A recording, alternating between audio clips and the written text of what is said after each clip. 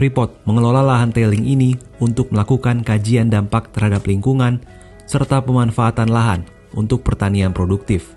Saat ini kita berada di kawasan penelitian dan pengembangan lahan tailing di Milepost 21.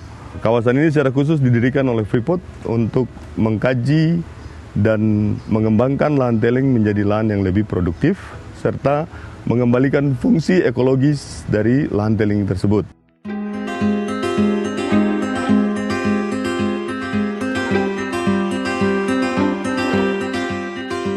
Pasir sisa tambang atau sirsat tidak secara langsung bisa menjadi media tanam atau tempat tumbuh bagi tanaman.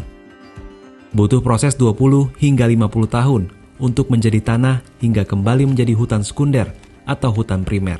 Ada 5 faktor pembentukan tanah menurut Jenny 1941, yaitu bahan induk, topografi ini kemiringan, kemudian iklim, organisme atau vegetasi, dan waktu.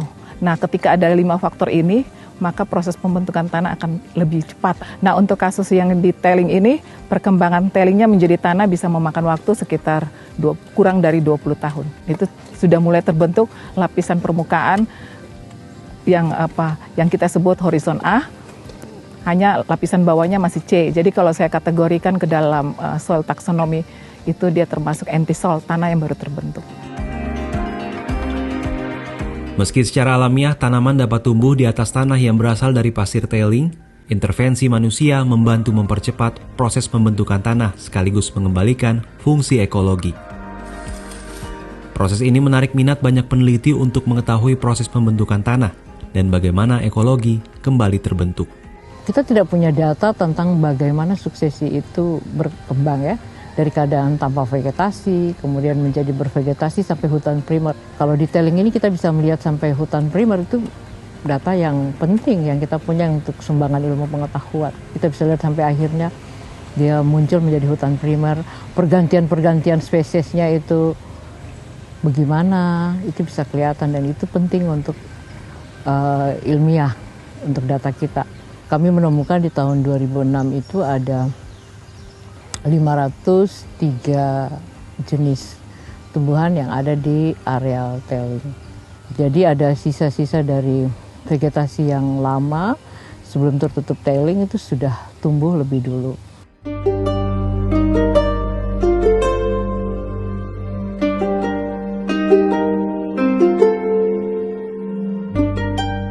Selain mengembalikan fungsi ekologi, lahan tailing juga difungsikan bagi tanaman pertanian produktif.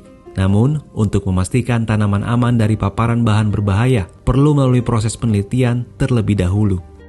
Ada 3 tahapan yang dilakukan pada lahan tailing. Yang pertama, kami menanam atau menumbuhkan tanaman di atas lahan tailing. Yang kedua, kalau tanaman itu bisa tumbuh, maka tanaman itu harus bisa berproduksi dengan baik. Dan yang paling penting adalah tahapan yang ketiga, yaitu semua yang tumbuh di lahan tailing dapat dikonsumsi dengan aman, karena hasil analisis yang kami lakukan, kandungan logam berat pada tanaman yang tumbuh di tailing masih berada di bawah ambang batas yang ditentukan oleh pemerintah. Karena ini dia kan tambangnya kan tambang tembaga emas perak, pasti ikutannya kan ada besi, ada mangan. Jadi kalau untuk tanaman lebih direkomendasikan tanaman yang menghasilkan buah. Logam tidak sampai ke buah. Mungkin naik, masuk, tapi tidak sampai ke buah. Dan juga mungkin tertahan, bisa saja. Tapi satu hal daripada tailing, dia ini pH tailingnya 7-8.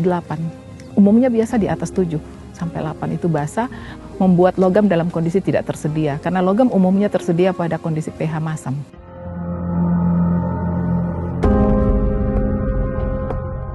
Penelitian tak hanya terbatas pada tanaman pertanian, namun termasuk tanaman yang tumbuh alami di hutan yang terbentuk di atas lahan tailing. Salah satunya jenis pandan-pandanan atau Pandanaceae. Buah yang dihasilkan dari pohon pandan yang paling populer adalah buah merah, dikenal kaya akan antioksidan dan vitamin.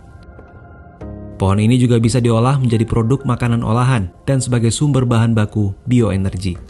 Pandan ini jumlahnya paling banyak, cukup banyak di Papua dan penelitinya belum ada ya. Di lokasi di tailing ini ada 3 varietas, berdekatan juga, jadi itu macam saya juga rasa takjub karena lokasi yang berdekatan sih bisa beda varietas. Nah itu salah satu itu kita bisa buat produk lebih lanjut, tapi belum kita ambil sih. Sebisa mungkin tailing ditahan di lokasi pengendapan, namun tidak menjamin terbawa air dan mengalir ke muara sungai hingga ke laut.